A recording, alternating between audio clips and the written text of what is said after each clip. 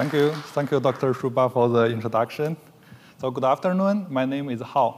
I'm going to present our work, PoliGraph, Automated Privacy Policy Analysis using knowledge graphs. This is a joint work with my colleague, Rahmadi, Trimananda, and my advisors, Athina, Markopoulou, and Scott Jordan. Privacy laws require companies to disclose their data collection practices in privacy policies.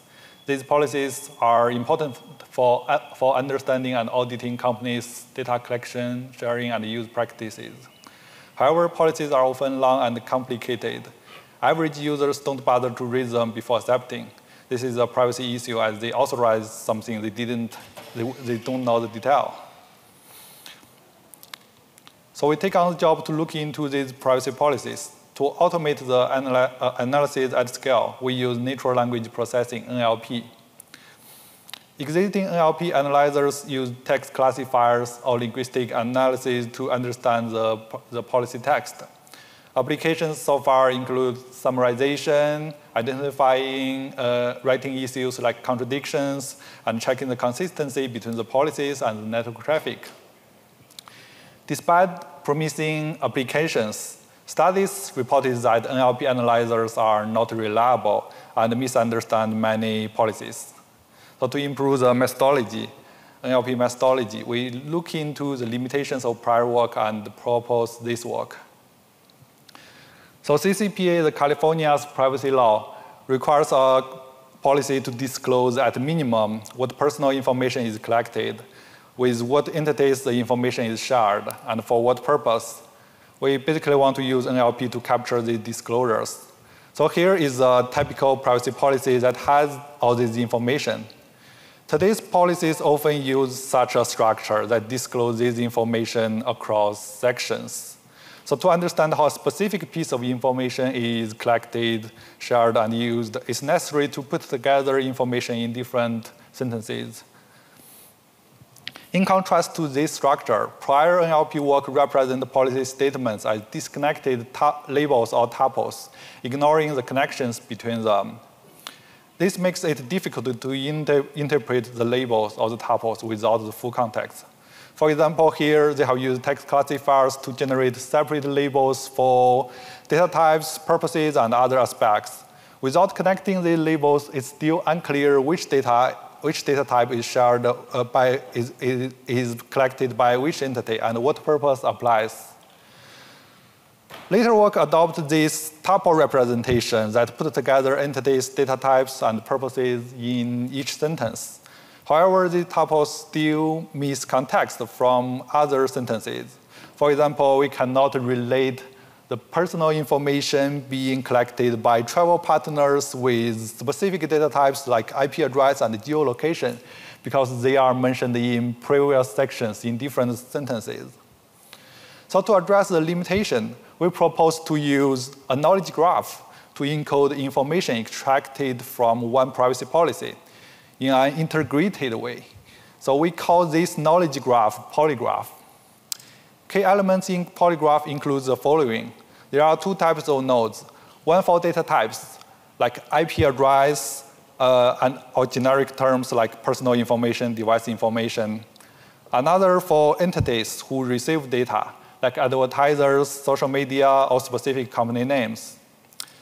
Then there are two types of edges representing two kinds of relations. Subsumed edges represent subsumption relations between terms. Like here, the semantic of personal information includes device information, which in turn includes IP address. A collect edge from an entity to a data type means that the entity is said to collect or be shared with the data type. A collect edge can be associated with several collection purposes as edge attributes. So the benefit of using a graph here is it allows inferences of indirect relations. For example, here, we know that when the policies say we use your personal information to provide services and authenticate accounts, these purposes also apply to specific data types like IP address and geolocation.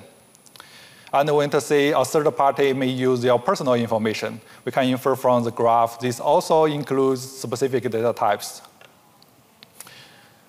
So with PoliGraph in mind, we also revisit a notion called ontology.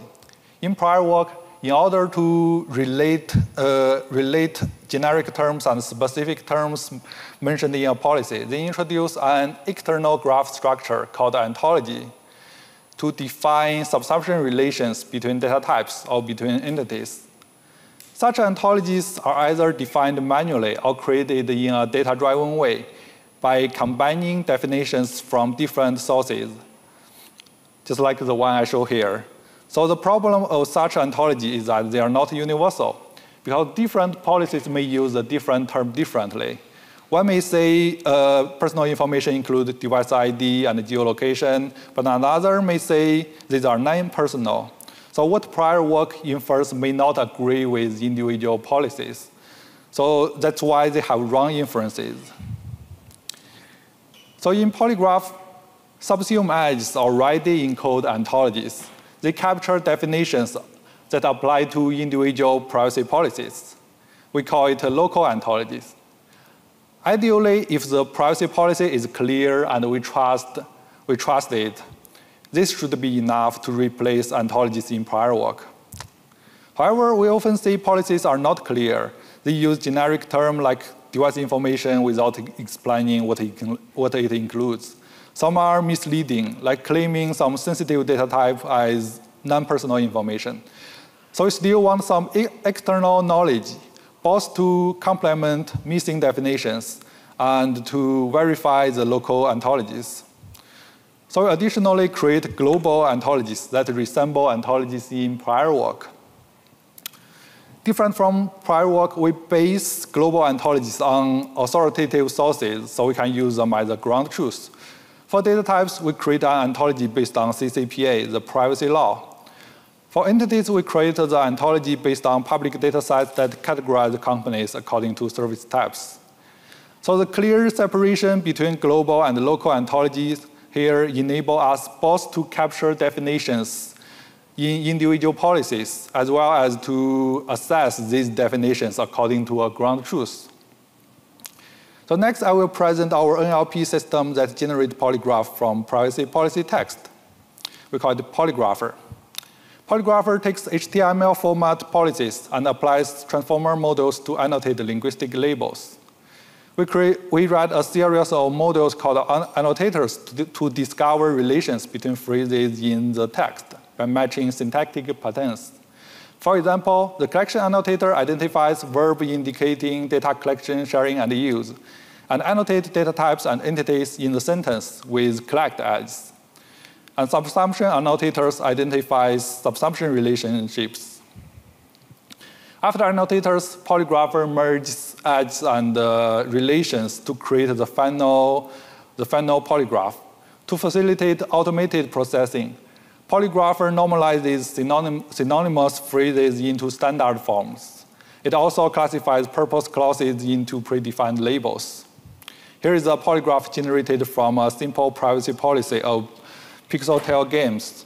A typical policy can result in a polygraph containing up to hundreds of nodes and edges. Next, I will present evaluations. So to compare with prior work, we use a privacy policy dataset from the PoliCheck paper.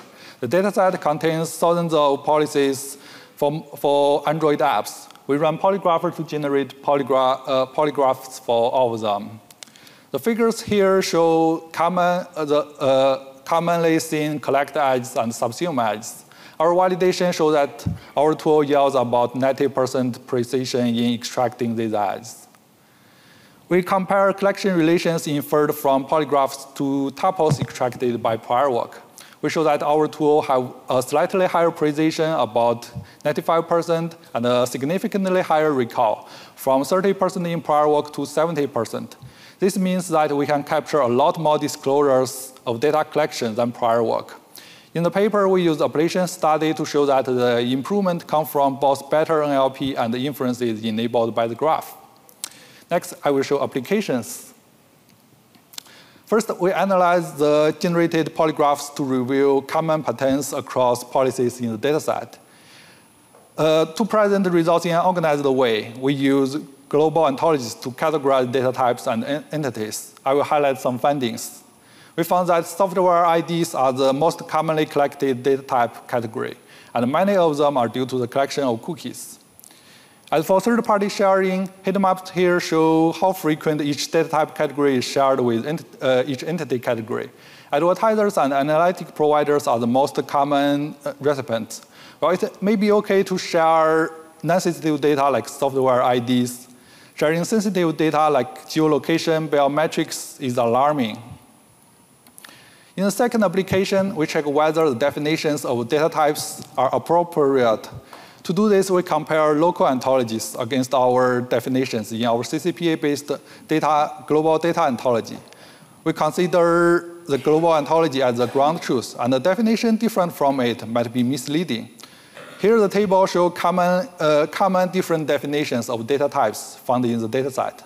Many policies define data types like geolocation, gender, and age to be non-personal. This is inconsistent with our general expectations and legal definitions.